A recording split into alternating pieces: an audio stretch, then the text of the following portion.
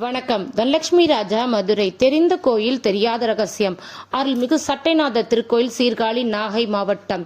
சீர்காழியில் அமையப்பெற்றுள்ள 1000 ஆண்டுகள் பழமையான திருத்தலமானது பிரம்மபுரீஸ்வர், தோணியப்பர், சட்டைநாதர் ஆகிய மூலவர்களை கொண்ட மாட கோயில் என்ற 3 அடுக்கு தலங்களை கொண்ட மேல் பிரகாரத்தில் விமான வடிவில் உள்ள கட்டுமலை என்ற அமைப்பினை கொண்ட திருத்தலம்.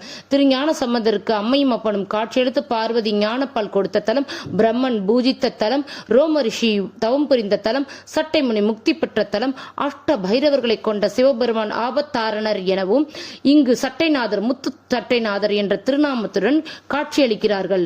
ஒரு சமயம் ஊழிக்காலத்தில் பெரும் பிரளயத்தில் உலகமே கடல் நீரால் அழிந்த பின் சிவபெருமான் 64 கலைகளை ஆடைகளாகவும் ஓம் என்னும் பிரணவ மந்திரத்தை தோணியாக்கி உமா மகேஸ்வராக தோன்றிய பின் ஊழிக்காலத்தின் அழியாத இந்த சீர்காழித்தலத்தில் மூலக்ஷேத்திரமான தோணியுடன் காட்சியளிப்பதால் தோணியப்பர் எனவும் அம்பாள் திருநிலை நாயகி என்ற பெயருடன் காட்சியளிக்கிறார்கள்.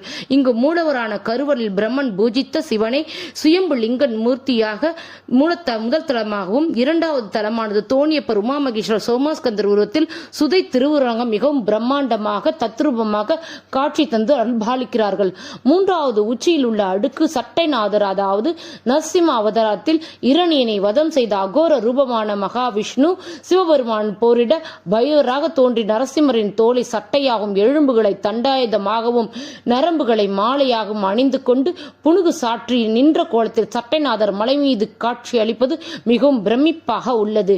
சட்டைநாதரை வழிபட்டால் சிவன், பிரம்மா, விஷ்ணு ஆகிய மும்மூர்த்திகளின் அருளை பெறலாம் என்பது ஐதீகம்.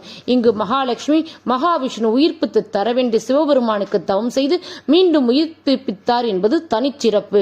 சட்டைநாதருக்கு வெள்ளிக்கிழமை நள்ளிரவு சுக்கிரவார பூஜையில் கோயில் பலிபீடத்திற்கு 21 வகையான வாசனை திரவங்கள் அபிஷேகம் செய்து சட்டைநாதருக்கு அபிஷேகம் நடைபெறும் என்பது தனிச்சிறப்பு.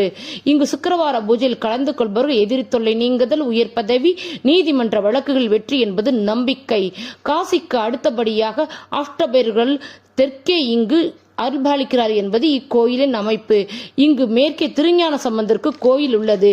இங்குள்ள பிரம்ம குலத்தில் அம்மையும் அப்பனும் சிவபார்வதி தரிசனம் செய்து பார்வதி தேவி ஞானப்பாலை அருந்தி மெய்ஞானம் கண்ட திருஞான சம்பந்தர் தோடுடைய செவியன் என தொடங்கும் தேவார பாடலில் இன்றும் கண் காட்சியாக தெரிவது மெய்சிலுக்க வைக்கிறது. இங்கு திருஞான சம்பந்தருக்கு முருகப்பெருமான் அஷ்டோத்திர பூஜை நடைபெறுகிறது. பிரம்மா, விஷ்ணு, சிவன், பார்வதி, லக்ஷ்மி, சரஸ்வதி, மூலவர், உற்றவர் என அனைத்து மூலஸ்தானத்திலும் கைலாய காட்சியில் உள்ள ஒரே தலம் சீர்காழி மற்றும் இங்கு காசியை காட்டில் மிகவும் பெரிய பைரவ கஷேத்திரமாக விளங்குவதும் சிறப்பு. நன்றி, வணக்கம்.